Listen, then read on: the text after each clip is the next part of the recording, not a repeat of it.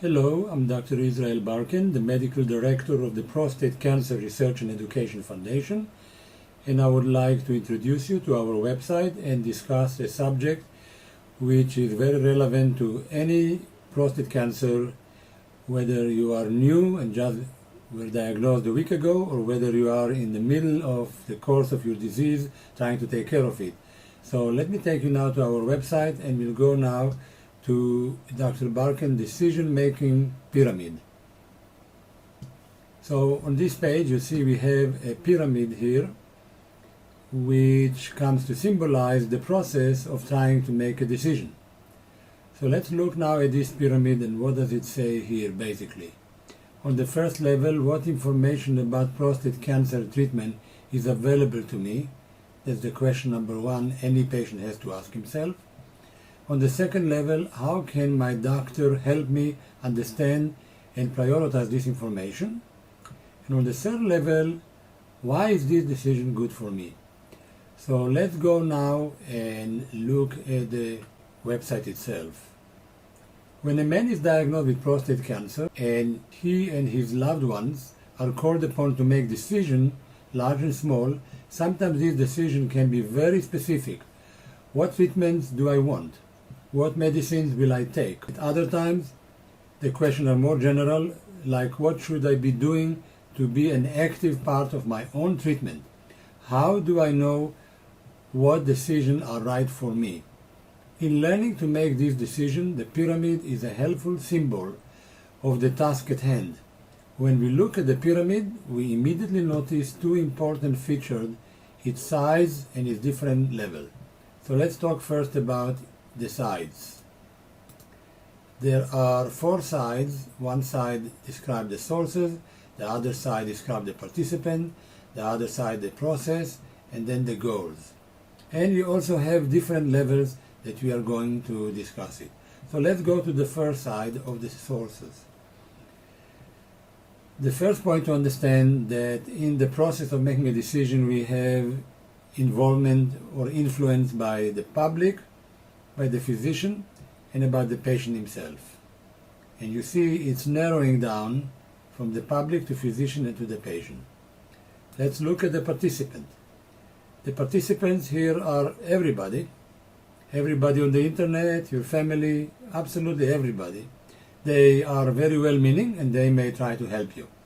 On the second level, it's you and your physician that you have to interact. And on the third level, it's only you who will have to make the decision. Let's look now at the process. The process is, on the first level, collecting and sorting all the abundant information. On the second level, you have to understand and prioritize with the help of your doctor how to prioritize your decisions, your options. And on the third level is the deciding. And what is the goal? So let's go now to the goal. The goal is to get the information, to understand the information, and to apply wisdom in order to be able to make a decision. Let's talk now about the decision itself. Perhaps you have read one book about prostate cancer, perhaps you have read 2 or 5 or even 10 books on the subject. Browsing the shelf of a bookstore or sites on the World Wide Web revealed many resources of information for the layman about prostate cancer and the prostate itself. The books written by patient and physician try to help the newly diagnosed patient make a decision in choosing treatment for their disease and offer a wealth of information about prostate cancer. Surfing the internet, you come across an ocean of information that is difficult to comprehend. The patient reader, terrified by the big C word, finds himself trying to make decisions while still within the envelope of fear. As he reads book after book or one email message after another, he finds to his amazement and anger that the information is both confusing and contradictory. Many of the books are written by patients who have experienced the disease, and of course, their own philosophy of life filters into the book. Often, the authors tell us through their experience that physicians can get carried away in the name of science and end up focused only on the cells, the tissues, the organ, the disease, and the disease process. As patient, their preference, and mine too, is to take care of the human being, the man who has the cancer, and the close relationship that are affected, wife, children, extended family. Ultimately, there are many conclusions that can be drawn from the experience. In fact, the process of making the decision becomes so important that many patients derive from the process some basic truths about life itself, although these conclusions are ultimately personal. I have gathered a collection of some ideas, and let's go now to their conclusion. So when we look at the option, how many options and opinions there are, we have always to remember. Advice is tinted by the perspective of the advisor. I'll say it again, the advice is tinted by the perspective of the advisor. Second point, there are no guarantees. Your personal outcome may be very different from the statistical outcome you have read about. In other words, you are unique. Often, the disease has to be dealt with again and again over the lifespan of the patient. Unfortunately, you may not be able to cure it all one time. The fourth point, partnership has to exist between the patient and the physician, or between the patient and his coach. The physician is the coach, but the patient is the one that has to carry the game. Personal participation is essential in your own life decision.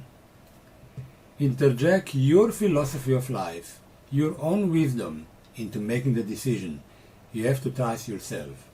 I wish you good luck in the process of trying to make a decision, and we will discuss in next broadcast topics. It will be about coaching, how coaching is done, and what is it all about.